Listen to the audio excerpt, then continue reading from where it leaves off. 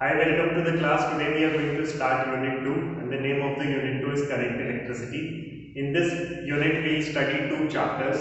The first chapter is Current Electricity itself and in the second chapter we will study about DC circuits. So let's begin with Unit 2. So in the Unit 1 we studied Unit 1, that is electrostatics. We studied about charges at rest. So there the charges were placed at rest. They were not moving. Now in this unit current electricity, so charges are moving, right? So if I define current is itself rate of flow of free charges, rate of flow of free charges. And we know when we talk of free charges, electrons are the particles which are free to flow. So rate of flow of charges, that is free charges, and free charges are electrons. So if current is denoted by symbol I, and you know that this rate word means divided by time. So what I have to divide time? I have to divide free charges by time. So free charges, that is Q by T. So this is current. Now SI unit of charge is coulomb and SI unit of time is second. So SI unit of current is coulomb per second, also known as ampere, and the symbol is capital A. So this is about the current. So right now in this unit the charges will flow. So this is the current, and now let me tell you that current is a scalar quantity. So like charges, this charge is a scalar quantity, current is a scalar quantity. We all know that current is measured by ammeter. So current is measured by ammeter and current is detected by galvanometer. So it is detected by galvanometer, right? So current is a scalar quantity, current is measured by ammeter and current is detected by galvanometer, right? Now guys, if you want this current to flow or the free charge particles of the electrons to flow, what we are supposed to do now? So for that, or the question which I should ask you, how the electrons are moving inside a conductor. So suppose if I take a conductor, this is the conductor. So if it is a conductor, it must be having free electrons. Conductor. So if it is a conductor, it is a metallic wire, it must be having free electrons. So now the free electrons are moving here and there, or they are at rest. Suppose this is a piece of wire, this marker is a piece of wire. So within this piece of wire, free electrons would be there, because conductor is a substance which contains these free electrons. Okay. So how the electrons are moving right now inside this conductor? So electrons are moving in all possible directions here and there. Randomly they are moving. So suppose 10 electrons are moving in this direction, then 10 are moving in that direction also. 10 are moving in this direction also, 10 are moving in that direction also, 10 are moving in this direction, that direction, this direction, this direction.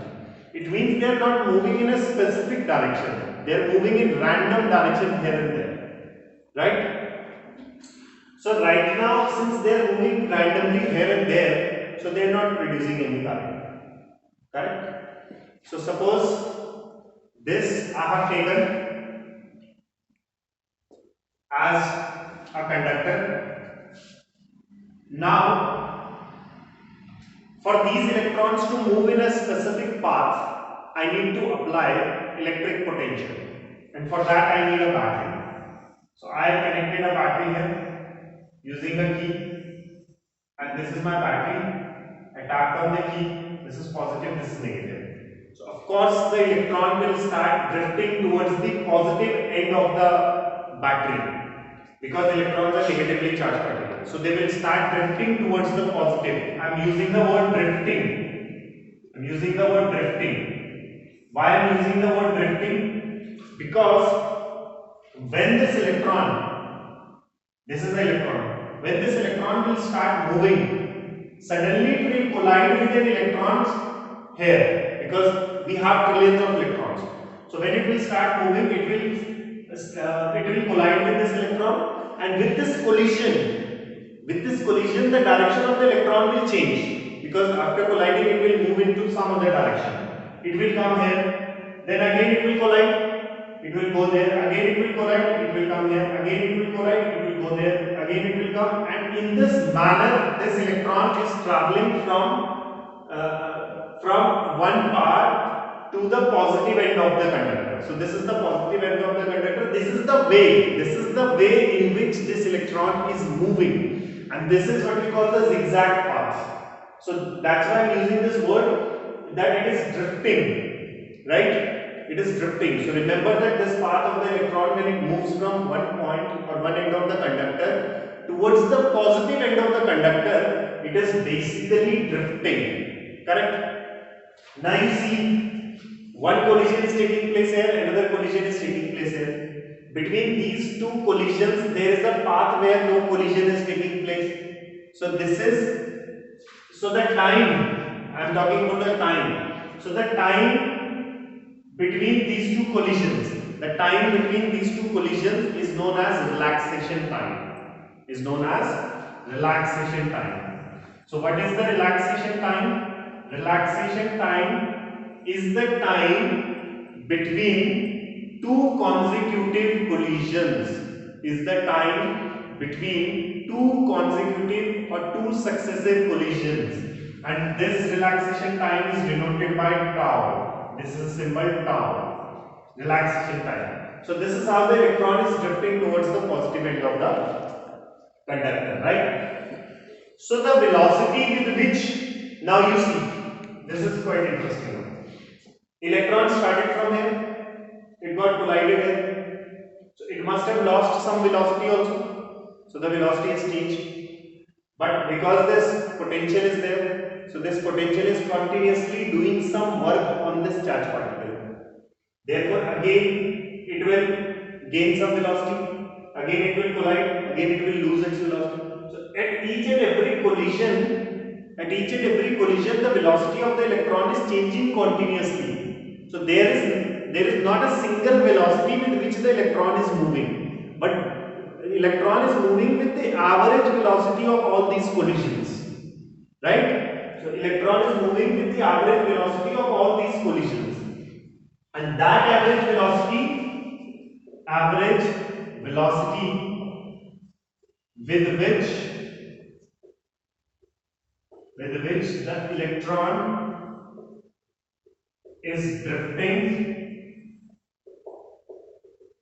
electron is drifting towards the positive end of the conductor.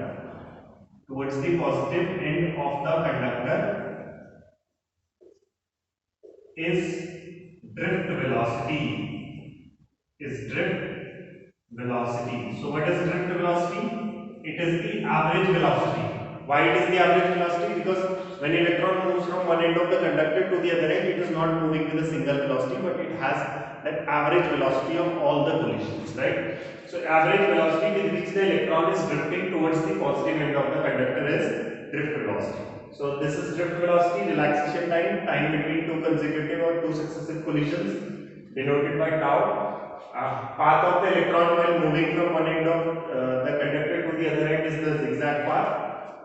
And now let us calculate this drift velocity, that how much is this drift velocity. So I will use the same diagram and to calculate the drift velocity. So this is K. You know the direction of the electric field would be from positive to negative. This is the electric field, right?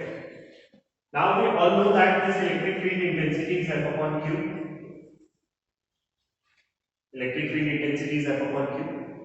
So this electron whose charge is E is the charge of electron. Charge of an electron. We all know that the charge of an electron is E. So this electron whose charge is E must be experiencing some force because of this electric field E. How much that force will be from here? F is equals to QE. F is equals to, in place of this I will write minus EE. Why this minus is coming? Because electron is negatively charged. So that is why this is coming. Also we know that F is equals to MA. So A is equals to F upon M. So A is equals to minus EE upon M. This is the acceleration of the electron when it moves from one point to the other point of the conductor. That is minus EE upon M. Right? Now what happens is, when this electron drifts towards the positive end of the conductor, it is moving with the drift velocity, that is the average velocity. If I use V is equals to U plus AT, so in place of this, I'll write Vt, which is the drift velocity, is equals to, this is the initial average velocity of the electron when this electric potential was not, or when the battery was not there. So I told you earlier only that when the battery was not there, electrons were not moving in a specific direction. They were moving here and there randomly. So they do not have any velocity as such. Why they do not have any velocity as such? Because if 10 electrons were moving in this direction, then corresponding to these 10 electrons, 10 electrons were also moving in the downward direction, making the overall velocity of all these 20 electrons to be 0. And therefore, this initial velocity will be 0. Average velocity of the electrons when this electric potential or this battery was not connected is 0. And therefore, I am writing it as 0. I hope you must have understood this point. And then plus A, and instead of this T, this is time. And this is what I call the relaxation time, the time between two consecutive successive collisions, tau. So Vt is equals to 0 as it is. A, I can use this value, minus E by n, tau upon n. So this is the formula for drift velocity, minus E tau upon n. Also we know that this battery must be having some potential, and the length of the conductor must be L. I am assuming length of the conductor to be L, right? So there is a relation between electric potential and electric field, and that relation is E is equals to V upon L. This we have already done in the first unit. So in place of this E, I am going to write this V upon L. So one relation is this, another relation will be Vt is equals to minus E V tau upon M L. So in place of E, I have written this V upon L. So this is one more relation, right? So two relations have come. So let us do some questions based on this drift velocity, and for that we'll do like 2-3 questions in order to understand this whole concept. So I'll just read out the questions for you. I hope you must have understood this, and then you can understand the topic, application of the topic actually. Alright. So the very first question we have, a conductor of length L is connected to a DC source of potential V. If the length of the conductor is tripled by gradually stretching it, keeping V constant.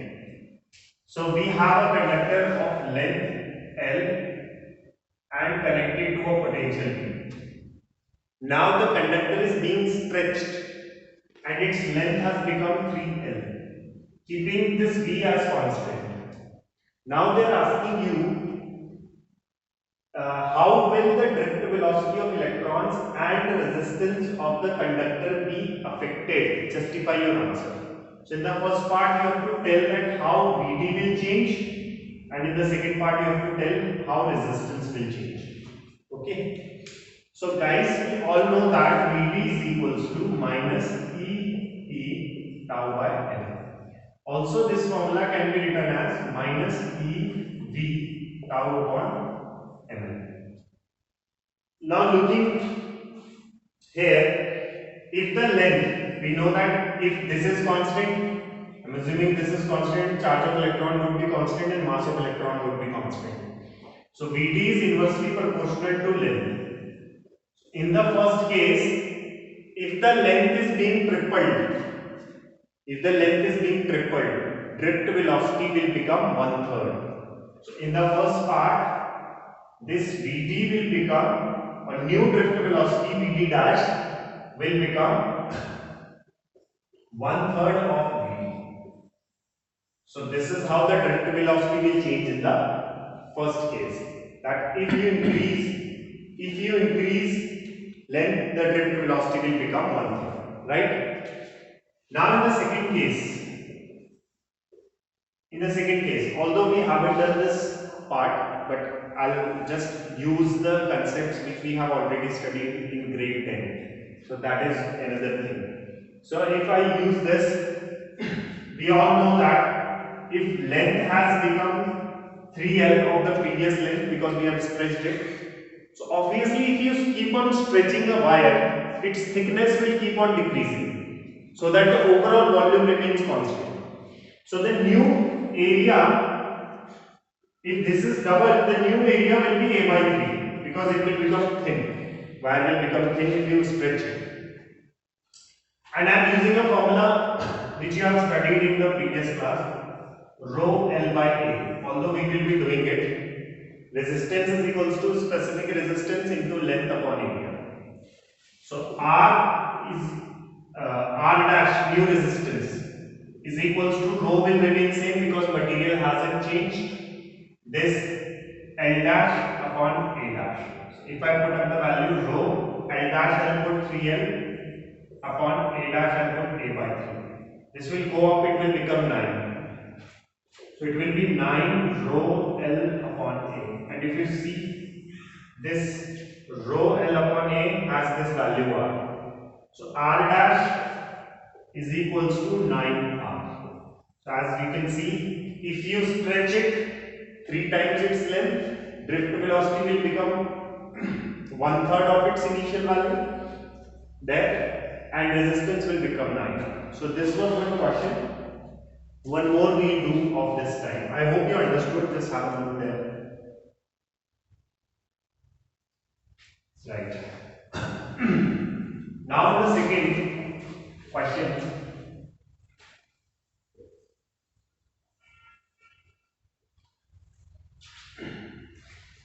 A potential difference V is applied across the ends of copper wire of length L and diameter D. So we have a length L and diameter D of a copper wire. Copper wire. It is given in the question. Copper wire. Right? What is the effect on drift velocity of electrons if V is doubled? V is doubled. What will be the effect on drift velocity if V is doubled? Second, L is doubled, length is doubled, and third, D diameter is doubled. This diameter is doubled. Diameter is doubled, right? So a potential V is applied across the ends of a copper wire whose length is L and whose diameter is D. They are asking you what will be the effect on the drift velocity if V is doubled, L is doubled, and D is doubled. I hope that you people up till now could do the first two part very easily. So think of a relation which we have to use. Of course, we use Vd is equals to minus P tau by L, and then E is equals to P by L. So Vd is equals to minus P V tau upon Ml. So here you can see in the first part, if V is doubled,